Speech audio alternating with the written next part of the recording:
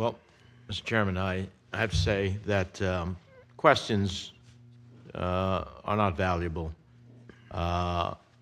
when you hear the testimony of Mr. Alshogre, who is extraordinary and at such a young age to have to recount it so many times and relive it.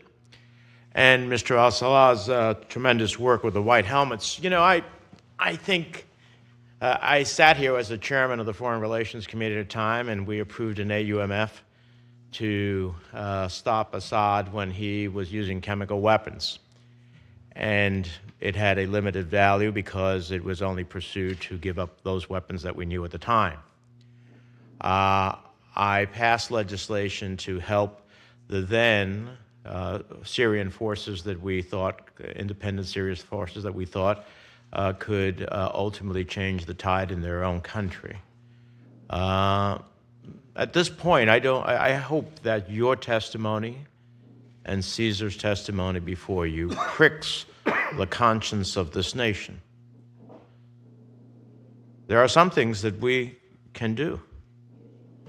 We can immediately seek implementation of the Caesar Act and begin to create a consequence for those who are committing these horrific acts. What more testimony do we need? What more visualization do we need?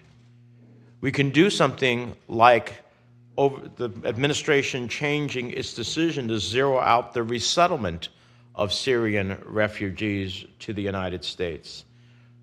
Refugees who are the most heavily vetted of any group that may come to the United States. Tomorrow, the Trump administration could start a Syrian refugee settlement as a message to the world that we need to take care of those who are fleeing. And tomorrow, we could start an effort of a surge in international efforts to hold those accountable and to seek a true ceasefire and an implementation of it. These are things that take political will.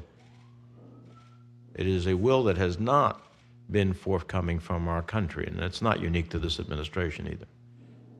So I hope that this testimony that is riveting, I could ask you about assistance from humanitarian organizations, I could ask you about what else we could do, but you've said it so aptly.